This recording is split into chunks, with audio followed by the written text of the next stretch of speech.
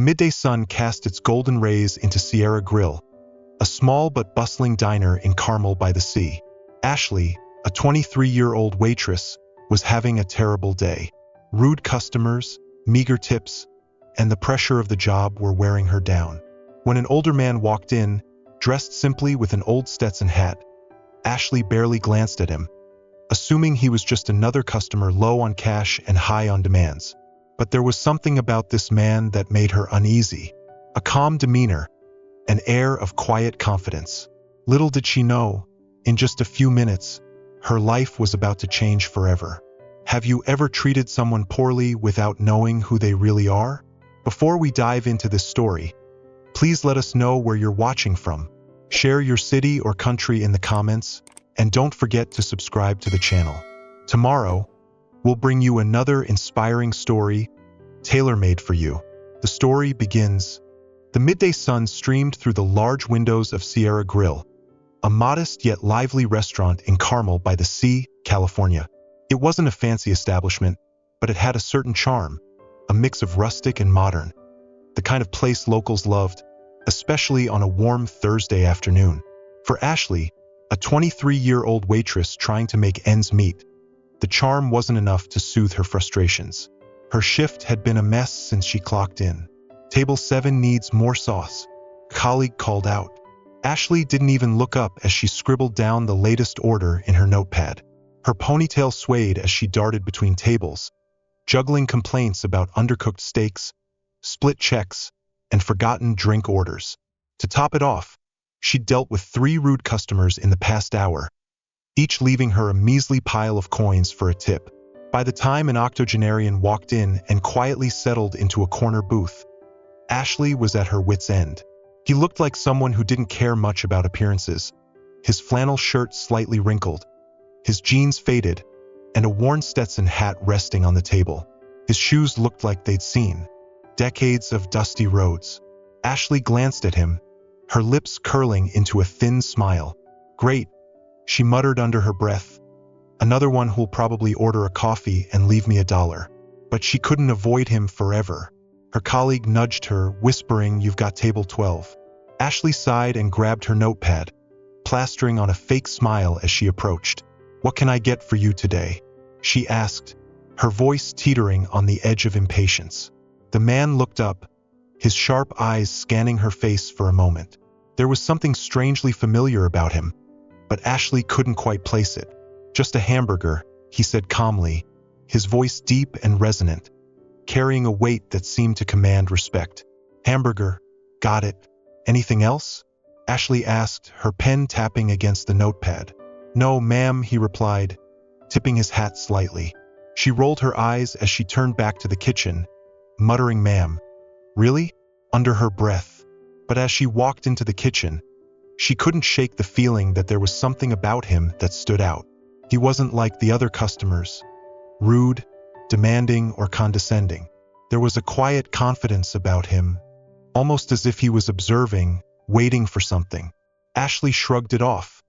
It was just another table, another order, another $1. Little did she know how wrong she was. Ashley returned to table 12 with the man's hamburger a few minutes later. The plate landed on the table with even less fanfare than usual. She was exhausted, her smile more strained than ever. The man didn't seem to notice, or if he did, he didn't let on.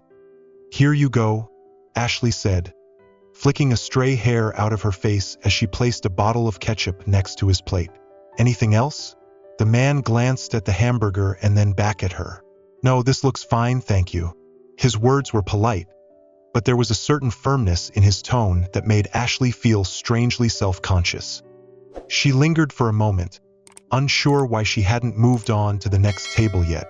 Something about his demeanor bothered her. Perhaps it was his calmness, his unyielding composure that caught Ashley's attention. Everyone else in the restaurant was complaining, snapping their fingers or rushing around in a frenzy, but not him. "You're not from around here, are you?" she asked abruptly, leaning against the edge of his table. She couldn't help herself. "No," he replied simply, slicing his hamburger in half with deliberate precision. "I knew it," she said, a smirk returning to her lips. The hat gave it away. Looks like you just stepped out of an old Western movie." The man smiled. It wasn't a full smile, just a slight curve of his lips. "Something like that," he said. Ashley expected him to be defensive or annoyed, but he wasn't. It only frustrated her more. She was tired of being polite, tired of holding back her thoughts. "You know," she said, lowering her voice as if sharing a secret, "most people here don't show up looking like they just came from a farm." He didn't respond immediately, instead taking a measured bite of his hamburger. After a moment, he said, "I guess I'm not most people." The words were simple, but they carried a weight that Ashley didn't expect.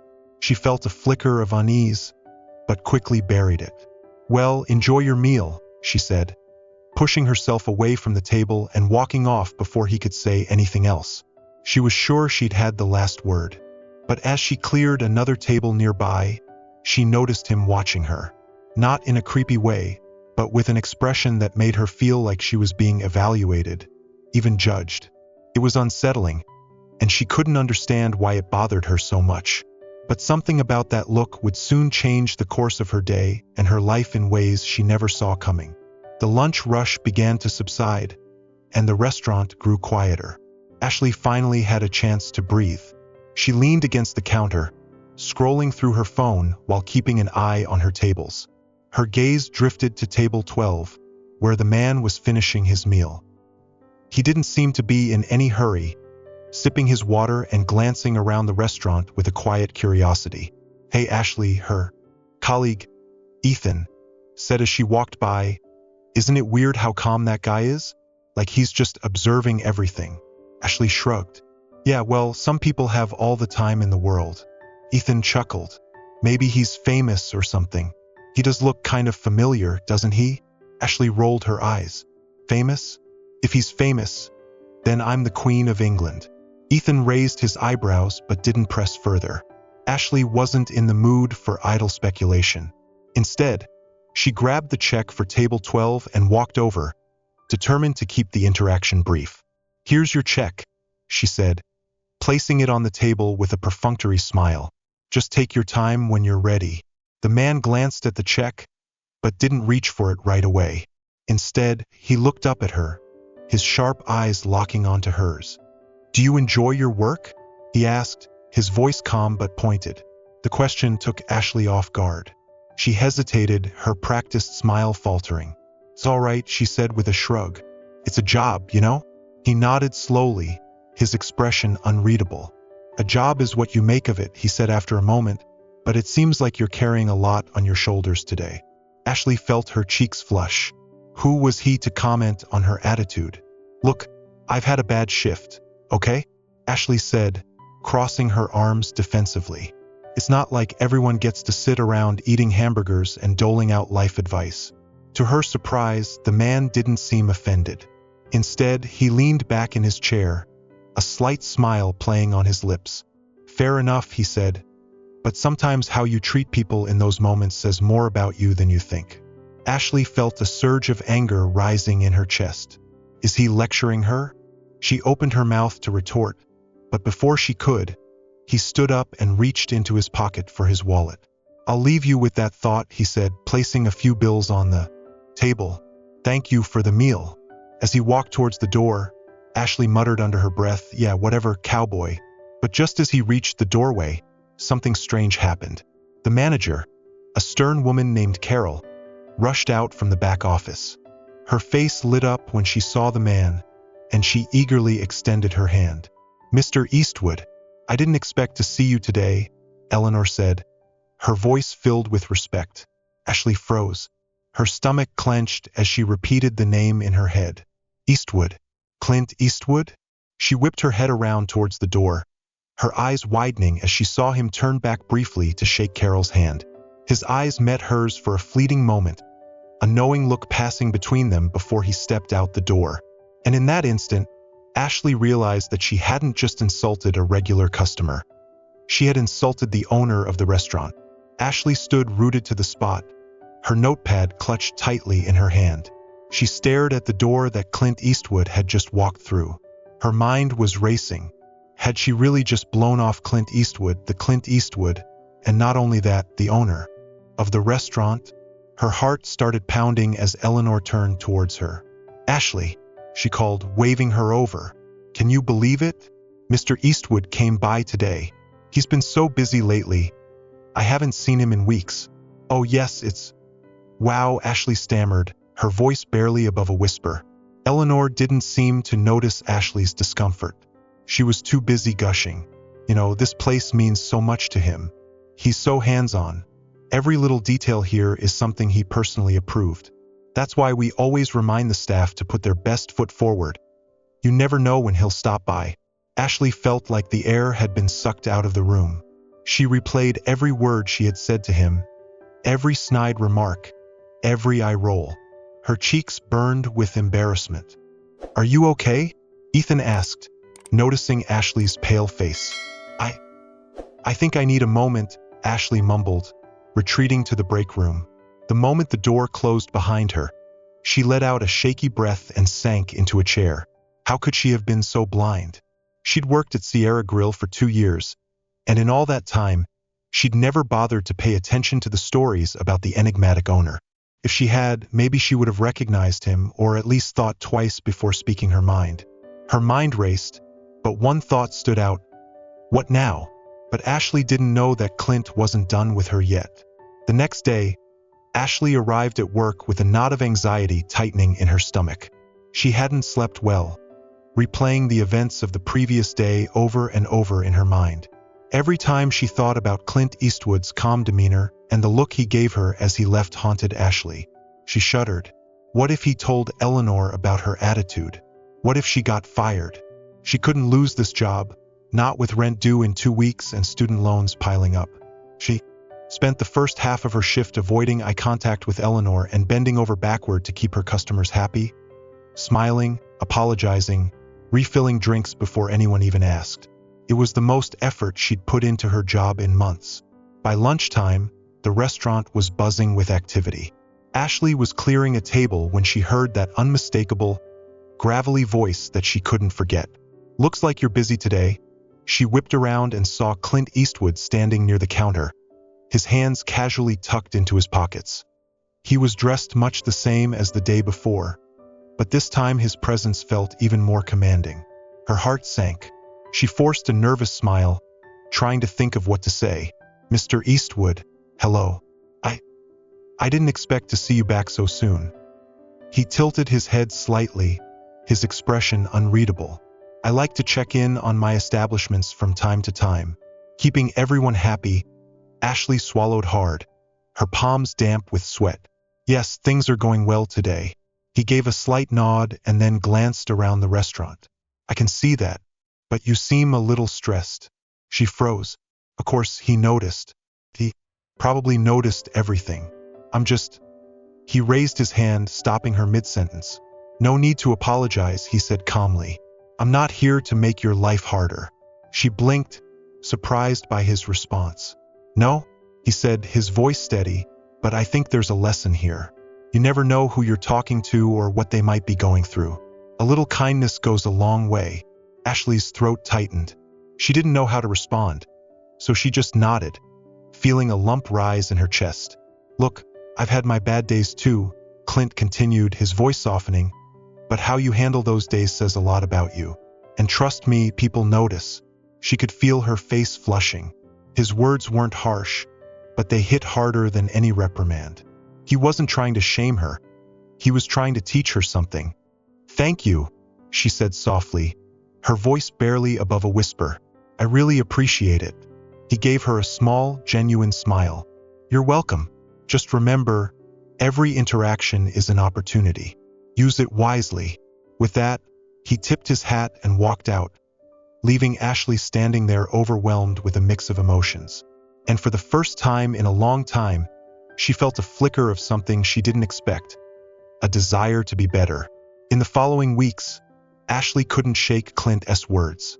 They echoed in her mind every time she stepped onto the restaurant floor. Every interaction is an opportunity. Use it wisely. At first, she wasn't sure how to start changing. She wasn't the type to plaster on a fake smile or gush over customers like some of her colleagues. But Clint's calm demeanor and quiet wisdom had struck a chord within her. She didn't need to pretend to be someone she wasn't. She just needed to show a little more patience, a little more genuine care. So she started small. When a mother was at her wits' end with her 3 kids who had spilled sodas all over the table, Ashley didn't sigh or roll her eyes. Instead, she grabbed a cloth, smiled, and said, "Don't worry, it happens to everyone." When an elderly couple asked her to repeat the specials 3 times, she didn't show her frustration. She patiently explained them again, even adding her own suggestions. And what surprised her most was that the more she made an effort to treat everyone with kindness, the better she felt. One evening near the end of her shift, Eleanor called Ashley into the office. Ashley's stomach twisted with anxiety as she walked in, fearing the worst. "You've been working here for a while now," Eleanor began, clasping her hands on her desk, "and I've noticed a change in you lately. A good change." Ashley blinked, unsure how to respond. "Oh, thank you. I don't know what brought it on," Eleanor continued, "but whatever you're doing, keep it up. The customers have noticed too. One of them even left a comment card the other day, praising your service." Ashley felt her chest swell with a mix of pride and disbelief. She hadn't expected anyone to notice her efforts, let alone acknowledge them.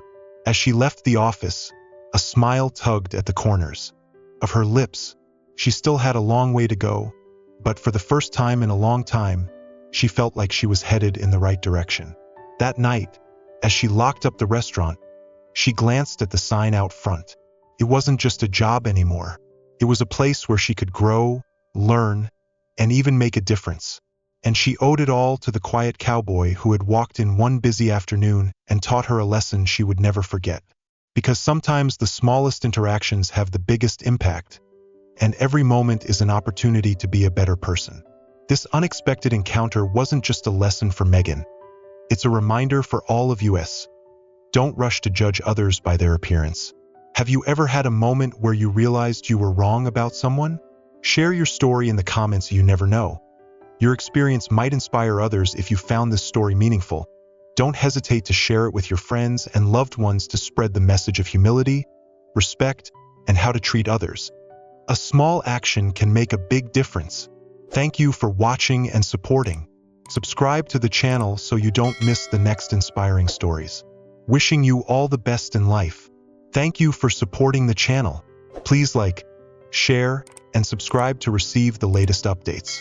These stories are collected from various sources and do not represent any individual or organization. They are shared for the purpose of spreading human values in life and have been rewritten with the help of AI. If there are any errors, please kindly forgive us. Wishing you all the best in life.